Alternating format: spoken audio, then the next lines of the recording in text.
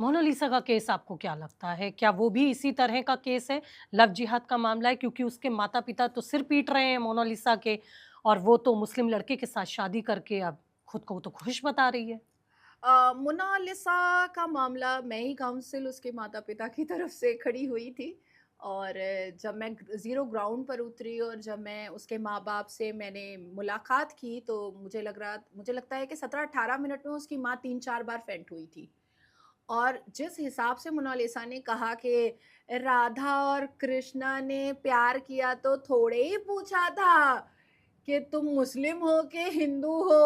अब प्रॉब्लम क्या होता है ना, हमारी हिंदू बेटियों को ना तो धार्मिक चीजें बताई जाती हैं और ना ही एकेडमिक क्वालिफिकेशन की क्वालिफ़िकेशंस हैं। तरफ वो ज़्यादा रुजू होती हैं, क्योंकि हुड़दंगबाजी में, पब में, क्लब में, मेकअप में, ये सारी चीज़ों में उनका ज़्यादा वक्त गुजर जाता है।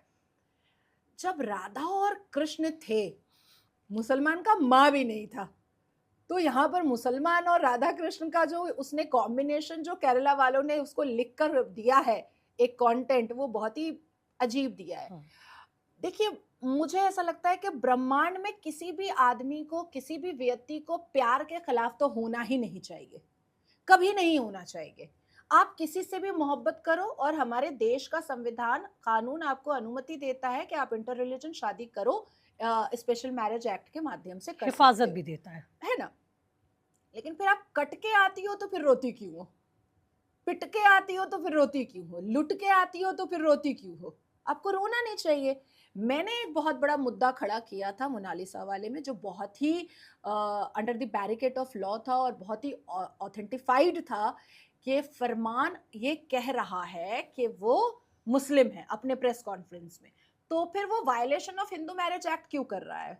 वो हिंदू मैरिज एक्ट के हिसाब से शादी क्यों किया? उसको स्पेशल मैरिज एक्ट के हिसाब से शादी करना चाहिए। हाँ, मैं एक प्रोडिक्शन कर सकती हूँ, क्योंकि मेरा प्रैक्टिकल एक्सपीरियंस इन सब केसेस के मामले में बहुत ज़्यादा है। आना उसको रो के ही है, वो रो के ही आएगी। अब वो रो के आ जाए, तो भी मैं 101 नारियल फोड़ दूँ, मंदिर जा कर के। और अगर कट-वट के आई, तो फिर बात करेंगे हम बैठ करके, क्योंकि मुसलमान जो ये लड़के होते हैं, युवा होते हैं, इनकी नसों को और रगों को हम खूब पहचानते हैं, बहुत अच्छे से पहचानते हैं। उसको उसका एक उदाहरण मैं देती हूँ कि जो अपनी हम कलमा महिलाओं को 3 सेकंड में 3 तलाक दे करके छोड़ देता है। जो अपनी हम कलमा, वो भी ला इलाहा इल्लल्लाह मोहम्मदुर रसूलुल्लाह पढ़ता है और ये लड़की भी ला इलाहा इल्लल्लाह मोहम्मदुर रसूलुल्लाह पढ़ती है। वो हम कलमा लड़कियों के साथ वो फोरसम 4 बीवी रख रख लेता है। तो जब वो अपने इस्लाम की बेटियों के साथ गद्दारी कर देता है, बेवफ़ाई कर देता है, क्रूएल्टी कर देता है, एट्रोसिटी कर देता है, ह्यूमिलिएशन कर देता है, डिफेमेशन कर देता है, मलाइन कर देता है, तो हिंदू को क्यों छोड़ेगा? वो तो और बुत परस्त है, काफिर है, और उसको ह्यूमिलिएट करेगा, उसको काटेगा, तो उसको 72 वर्जिन हूरों का फायदा भी होगा। आपने कभी सुना है कि मुसलमान लड़की को किसी मुसलमान लड़के ने काट दिया, फ्रिज में ठूस दिया, भर दिया? किसी मुसलमान लड़का और लड़की की शादी हुई है और मुसलमान लड़की की बोटियां जो है वो ब्रीफकेस में मिली है, क्योंकि हमें काटने से उसको जन्नत में ना शहादत मिलने वाली है, ना 72 वर्जिन हूर मिलने वाली है। पर हिंदू बेटी को काटने से उसको शहादत भी मिलेगी और जन्नत में 72 वर्जिन हूर भी मिलेगी। नाज़िया एक चीज़ यहाँ पर आपसे मैं ज़रूर समझना हुँ, चाहूँगी। जब ये कुरान सब लोग पढ़ रहे होते हैं, तो हुँ। क्या उस वक़्त इंसान अपनी बुद्धि का इस्तेमाल करना क्या भूल जाता है? क्योंकि आज हम एक सजग समाज में जी रहे हैं, आज बिल्कुल। हम एआई के दौर में जी रहे हैं जी, जी। और आज हम एक इंटेलेक्चुअल लोगों को यूट्यूब या सोशल मीडिया के माध्यम से सुनते हैं। तो जिन कमियों को आप समझ पा रही हैं, जिन कमियों को आप रिकॉग्नाइज़ कर पा रही हैं कि बाकी कुरान पढ़ने वाले नहीं कर पाते। देखिए, सबसे पहले जब आप मुस्लिम होते हैं, जब आप दीनी तालीम की तरफ खुद को रुजू करते हैं, जब आप दीनी तालीम के तहज़ीब में खुद को मलूस करते हैं, तो फिर आपको अकल से काम नहीं लेना पड़ता है, नकल से काम लेना पड़ता है। सर सैयद अहमद खान ने एक किताब लिखी थी, रस्म और रिवाज की पाबंदी के जराइज़, जिसमें उन्होंने मुसलमानों को नकलची बंदर से मवाजना किया था। उन्होंने कहा था कि मुसलमान और नकलची बंदर में कोई फ़र्क ही नहीं है।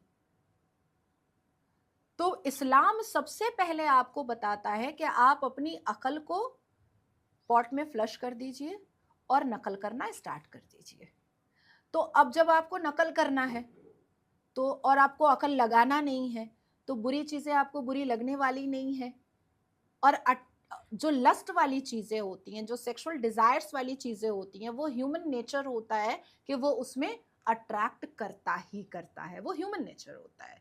तो ये है बेसिकली कि जो गलतियां मैं समझ रही हूँ वो गलतियां इसलिए समझ रही हूँ क्योंकि बचपन से मेरी अपब्रिंगिंग जो थी वो वेल एजुकेटेड अपब्रिंगिंग थी, बहुत ही मॉडर्न अपब्रिंगिंग थी। और साथ साथ मेरे घर में मेरे अम्मा अब्बा भी जो है वो मेरी तरह ही सनातनी मुसलमान है।